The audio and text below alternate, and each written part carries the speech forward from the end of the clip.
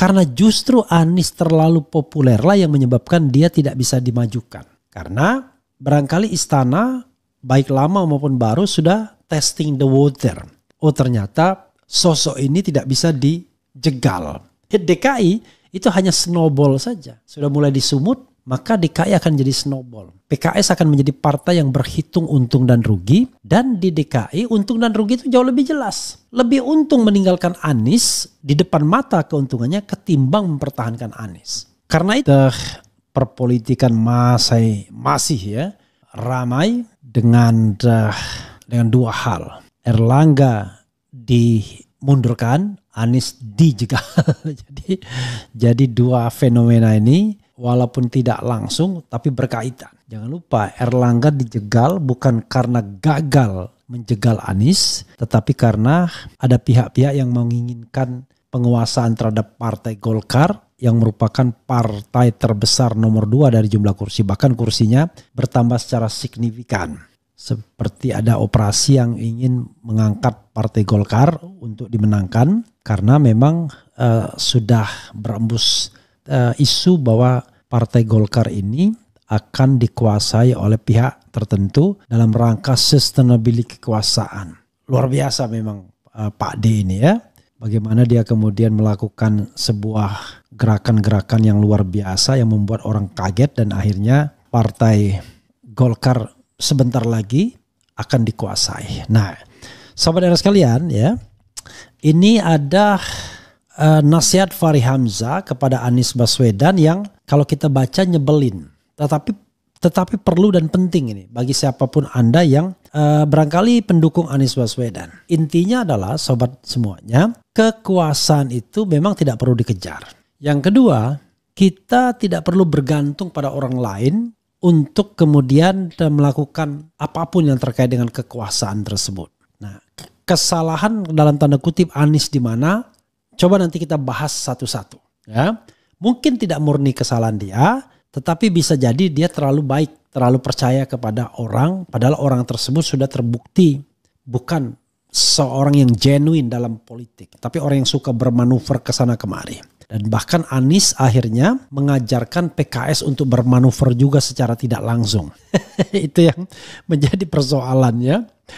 Coba kita bacakan. Dan seorang Fahri Hamzah pun kita bingung menempatkannya orang ini sekarang. Apakah dia sebagai seorang reformis, penjaga value, atau sekedar orang yang menguber jabatan saja, atau ingin terus eksis dalam lingkaran kekuasaan yang dia pasti rasakan enak. Ketika dia menjadi wakil ketua DPR dengan ngomong sana ngomong sini dengan fasilitas negara mungkin enak. Tapi sekarang dia harus mengeluarkan biaya sendiri untuk semuanya. Nah, coba kita akan lihat ya. Dan jangan lupa Fahri Hamzah sebagai orang yang disebut-sebut akan menjadi menteri. Tapi kita lihat apakah iya. Karena dalam bayangan saya seorang seperti Fahri jangankan menteri, wakil menteri akan diambil juga. Karena orang politik tuh begitu. Melihat jabatan itu sebagai sarana untuk survive. Bukan sarana untuk mengabdi tapi sebagai sarana untuk survive. Dan bila perlu mengembangkan kekuasaannya melalui dirinya maupun partainya. Contoh misalnya Demokrat tidak dilihat gagal ketika AHY menjadi menteri dan menikmatinya sepertinya ya. Dengan tampilannya yang kerennya itu. Nah, coba kita lihat ya, saudara sekalian, menyebalkannya Fahri Hamzah ini, tetapi penyebalannya nyebelin yang ada benarnya untuk sebuah introspeksi ya. Oke, coba kita baca gini ya, nasihat yang nyebelinnya ini, tapi mungkin benar ya. Fahri Hamzah minta Anies Baswedan introspeksi terkait potensi gagal melaju di Pilkada Jakarta 2024. Akurat.com. Wakil Ketua Umum Partai Gelora Fahri Hamzah meminta Anies Baswedan untuk melakukan introspeksi diri terkait situasi yang dihadapinya saat ini, di mana ia berpotensi tidak mendapatkan tiket untuk maju dalam Pilkada Jakarta 2024. Fahri menjelaskan popularitas bukan lagi menjadi faktor penentu bagi seseorang untuk bisa maju sebagai calon kepala daerah. Pada titik ini benar. Kenapa begitu? Karena justru Anies terlalu populer lah yang menyebabkan dia tidak bisa dimajukan. Karena barangkali istana baik lama maupun baru sudah testing the water. Oh ternyata sosok ini tidak bisa dijegal. Kalau di Pilpres Anies bisa dijegal karena dari sisi popularitas ya so-so lah dengan Prabowo. Tapi kalau untuk DKI yang pemilihnya rasional dan kita gampang mengontrol kecurangannya, Istana kayaknya khawatir kalau Anies maju dipastikan menang sebesar apapun pork barrel politik dilakukan, politik gentong babi dilakukan. Maka satu-satunya cara dihentikan atau dijegal. Jadi dalam konteks ini benar Fahri karena dia populer, terlalu populer, makanya harus dihentikan. Sebaliknya keputusan kini lebih banyak ditentukan oleh partai-partai politik yang memiliki tiket untuk mengusung figur-figur mereka. Yaitu karena apa? Itu karena Sobat Era sekalian, threshold di dalam pilkada ini menyebabkan kekuasaan itu berasal dari partai politik. Makanya harusnya ya diajukan pembatalan ke MK threshold ini. Karena bertentangan dengan Undang-Undang Dasar yaitu gubernur, bupati, wali kota sebagai kepala daerah provinsi, kabupaten, kota dipilih secara demokratis. Ini jelas bukan pemilihan yang demokratis. Karena kalau demokratis itu pastilah yang dikehendaki rakyat yang harusnya terpilih. Tapi karena yang dikehendaki rakyat itu nggak bisa dicalonkan, maka sesungguhnya ini potensi melanggar Undang-Undang Dasar ya. Dan mudah-mudahan ada pihak yang mengajukan ini ke Mahkamah Konstitusi agar menghapuskan threshold dalam pilkada. Sudah jelas bahwa threshold ini adalah alat tukar tambah dan alat menjegal lawan politik. Itu sederhana. Jadi kalau seandainya misalnya tidak bisa dijegal dengan cara kasar, ya cara halus. Nah PKS sedang menghadapi penjegalan dengan cara halus, yaitu mempunyai keuntungan yang lebih kalau tidak mencalonkan Anies. Yang jelas di depan mata. Apa itu keuntungannya? Satu, mungkin mendapatkan kursi menteri Prabowo. Yang kedua, kemungkinan besar mendapatkan kursi wakil gubernur. Walaupun percecokannya dengan Anies Baswedan di ruang publik menyebabkan bargaining position PKS akan melemah. Karena PKS tidak akan balik lagi ke Anies kalau percecokan itu meruncing. Itu persoalannya ya. Terkait Bung Anies Baswedan ini perlu refleksi, perlu introspeksi. Karena sistem tiket yang ada sekarang menyebabkan popularitas itu sebenarnya jadi nggak ada gunanya. Ujar Fahri kepada wartawan di media center. Nggak juga, nggak ada gunanya. Kesalahan Anies sederhana. Dia menjadi simbol perubahan, simbol perlawanan, dan tokoh yang dianggap akan menjadi ancaman bagi istana. Itu soalnya. Ridwan Kamil enggak. Padahal Ridwan Kamil juga populer. Siapa yang bilang Ridwan Kamil tidak populer? Kalau dia dimasukkan di Jawa Barat, menang dia. Tapi Ridwan Kamil bukan simbol perubahan. Bukan simbol ancaman bagi kekuasaan istana, baik istana lama maupun baru. Itu soalnya ya. Saat ini Anies Baswedan berpotensi gagal maju ke Pilkada Jakarta setelah Partai Keadilan Sejahtera membuka peluang bergabung dengan Koalisi Indonesia Maju (KIM) yang menandakan bahwa Anies mungkin tidak lagi menjadi pilihan utama bagi PKS. Di sini Sobat Era sekalian, PKS mulai pragmatis. Mulai tidak lagi menjadi partai yang amar ma'ruf nahi mungkar. Dan itu sudah dimulai di Medan, Sumatera Utara. Ketika mereka ikut mengusung Bobi Nasution. Kalau seandainya benar Bobi terlibat di dalam kasus penyelundupan misalnya. Atau sudah disebut oleh Faisal Basri. Alangkah sedihnya kita dengan PKS sebagai partai amar ma'ruf nahi mungkar mendorong kepala daerah yang bermasalah. Apakah tidak ada calon lain yang tidak bermasalah? Atau kalaupun semua bermasalah, sebagai partai yang amar ma'ruf nahi mungkar tidak mengejar kekuasaan dunia, tetapi keredoan akhirat misalnya. Kalau menjadikan itu sebagai alat dakwah, partai dakwah, maka PKS tidak ikut-ikutan mendukung. Harusnya dia dukung yang lain, yang paling tidak lebih baik. Nah, dengan fenomena sumut, maka menurut saya DKI itu hanya snowball saja. Sudah mulai disumut, maka DKI akan jadi snowball. PKS akan menjadi partai yang berhitung untung dan rugi.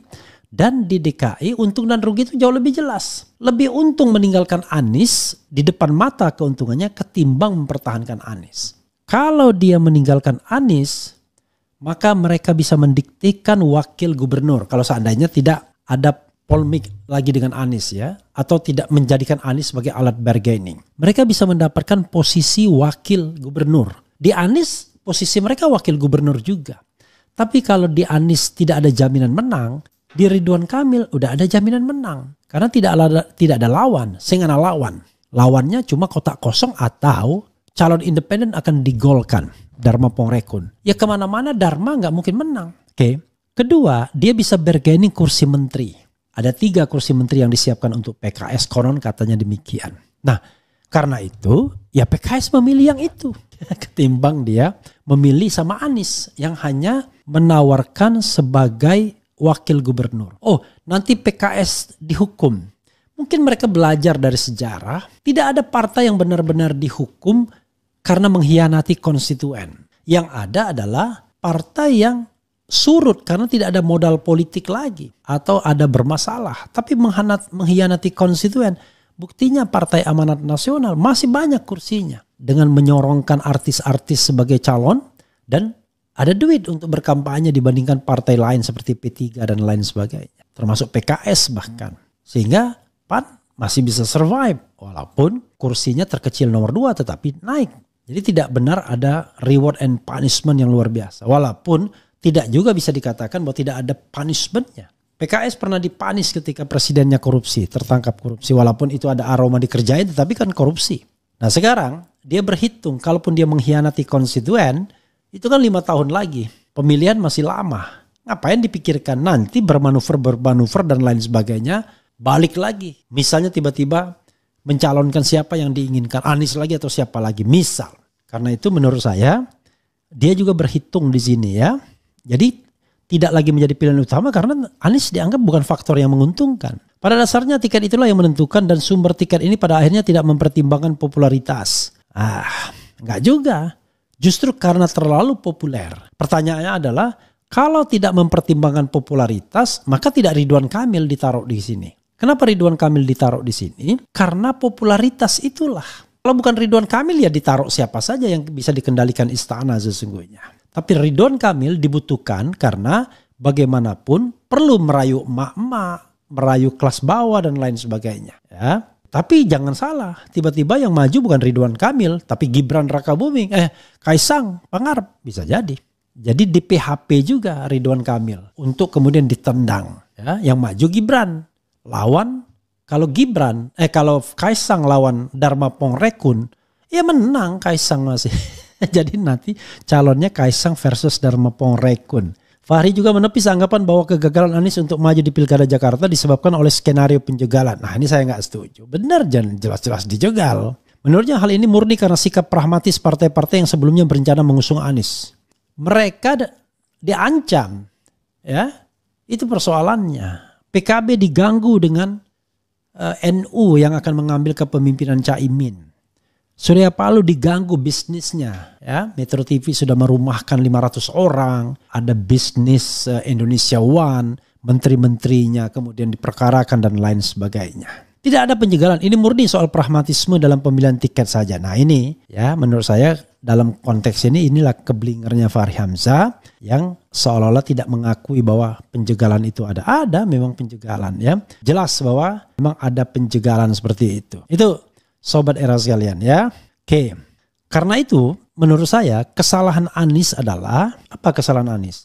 Kesalahan Anies adalah satu, dia tidak terlalu percaya atau terlalu sopan sehingga dia tidak mengupayakan jalur independen. Padahal harusnya dia berani melawan dengan jalur independen tersebut. Harus nothing tulus soal kalah dan menang. Yang penting dia melawan dengan gelombang besar. Kan begitu. Dia percaya dengan PKB, Nasdem dan PKS tidak akan lari kemana-mana setelah dia dongkrak perolehan suaranya. Padahal sudah diajarkan bahwa PKB dan Nasdem itu sudah berkhianat. Ingat Nasdem ketika dia menyampaikan ucapan kemenangan tersebut. Kan itu indikasi bahwa Surya Paloh dan Nasdem bisa berkhianat. Ingat PKB menerima Prabowo pada saat setelah acara di KPU di mana Anies digoncang-goncang oleh Prabowo. Itu mengindikasikan bahwa mereka mau belok. Bagaimana PKS menyiapkan karpet merah untuk Prabowo Gibran walaupun Prabowo Gibran tidak datang dalam milad atau apa PKS. Ternyata tidak datang. Itu kan sudah indikasi kalau mereka ingin bermain mat. Nah tetapi ya Anies mengabaikan ini semua karena dia merasa baik hubungannya dengan Caimin. Kemudian baik hubungannya dengan Surya Paloh. Apalagi dengan PKS. Dia yakin sekali partai ini tidak akan berkhianat. Ternyata berkhianat. Bahkan pembicaraan mengenai partai perubahan pun tidak ingin dia singgung-singgung selama dia bernegosiasi. Nah sekarang Sobat Era sekalian, saya kira PKS tidak akan balik lagi ke Anies Baswedan. Setelah voice note-nya muncul ke publik dan sekarang justru jubir-jubir PKS melihat Anies sebagai enemy lah. Tidak lagi menjadi sebagai kawan atau teman. Ini soal yang harus kita pahami juga. Nah, kalau seandainya dia calon perseorangan tadi, memang ada kemungkinan dijegal, dianggap tidak lolos. Tapi dengan dia melakukan mobilisasi yang luar biasa, rasanya nggak mungkin lah. Yang penting ada perlawanan, ada dia melawan. Dan saya kira pasukan di belakang yang sekarang ada, ya tetap akan rela untuk terus membantu dia sebagai simbol perlawanan dari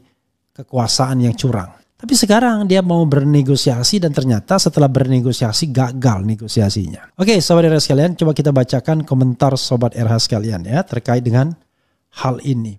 Bocor Alus mengatakan Habib Segap didatangi petinggi Gerindra dan dirayu ditawarkan duit pengganti logistik Wagub DKI Suswono dan 3 kursi menteri. Saya kira beliau orang alim. Ternyata bayangkan kalau dia nyalonkan Anies, dia hanya cuma dapat Anies. Tapi ini dia dapat, jadi Habib Segap itu adalah ketua Dewan Suro PKS yang powerful ya. Jadi Salim Segap Al-Jufri didatangi petinggi Gerindra dan dirayu ditawarkan duit pengganti logistik. Mungkin D yang menemuinya kita tidak tahu. Wagub DKI Suswono dan 3 kursi menteri. Bayangkan ya, kalau dia betul-betul orang yang alim, dia bilang pergilah kau, ambil uangmu, bawa uangmu itu, kami tidak butuh. Gak bisa dia ngomong begitu, alasannya macam-macam. Wah, kita butuh biaya dan lain sebagainya ya. Makanya Tuhan tidak bisa menolong nasib suatu kaum ya. Oke. Dirgan, kalau sebel kok di-subscribe. Main EP aja deh, belum kecernamu bahasan ini. Apa ini? Oke ya. Ya tadi yang sebelah sama mulut saya katanya ya. Narkolis Bocor Alus mengatakan oke, penjilat kelas kakap argumentasi tinggi taunya omong kosong Fahri. Kok introspeksi dari hantu, seharusnya kita cari yang menjegal dia musuh bersama gitu, orang berakal, pemimpin disukai rakyat tapi penjahat nggak suka ya. Menurut saya FH berbicara begitu ada tujuannya, benar apa yang disebutkan Bang Refli, karena memang itulah tujuan dari para elit politik yang bermain kotor ya. Bukan Anies yang introspeksi. Ya Anies juga harus introspeksi. Artinya begini, introspeksinya begini loh. Introspeksi itu bukan berarti kita salah. Introspeksi itu untuk menentukan langkah dan pembelajaran. Pembelajarannya adalah Anies jangan terlalu mudah percaya kepada partai pendukungnya. Yang terbukti sebenarnya berkhianat meninggalkan dia. Ketika Surya Paloh mengucapkan selamat kepada pemenang padahal MK saja belum dilalui. Ketika PKB menerima langsung Prabowo setelah acara penetapan pemenang oleh KPU tanggal 24 April. Ketika PKS sudah menyiapkan karpet biru, kan itu semua kan indikasi kalau mereka ingin bernegosiasi atau ingin cari peluang untuk masuk dalam kabinet. Kemudian Bang Refli, saya yakin ini untuk 2029 agar Mr. P dan J untuk anaknya tidak ada lawan karena semua partai telah bergabung ke pemerintahan dan hanya PDIP yang di luar pemerintahan. Ya tapi Mr. P dan J belum tentu sama kepentingannya. Ya, Mr. P ingin 2 kali tapi Mr. J nggak mau. Jadi kalau Kodari mengatakan nanti Gibran akan jadi wakil presiden lagi, ya belum tentu. Emang Mr. P nggak punya anak, keponakan, orang-orang yang potensial dibandingkan Gibran. Banyak, yang keren-keren banyak keponakannya. Budi Jiwandono lah ya, Thomas Jiwandono yang menjadi menteri dan lain sebagainya. Atau Sarah ya, Hashim dan lain sebagainya. Jadi banyak dia. Dia punya orang yang jauh lebih keren, lebih berpendidikan, lebih dibandingkan Gibran ya. Kemudian bukan Anies yang introspeksi tapi undang-undang yang mereka mainkan. Coba kalau 0% threshold. Ya jadi kita ambil yang positifnya ya. Pengertian introspeksi ini introspeksi untuk hal-hal yang positif ya. Bang, apakah Anies tentang 11 dari 100 ini blunder? Ada petinggi partai bilang Prabowo dan TNI sangat marah. Dianggap sebuah penghinaan sehingga dendam itu yang membuat Anies ingin dimatikan karir politiknya. Kalau cuma gara-gara ngomong begitu dendam, kecil banget pemimpin kita yang namanya P itu. Masa gara-gara itu ya? Enggak lah ya. Itu sudah hal yang lewat yang membuat mereka khawatir Anies adalah takut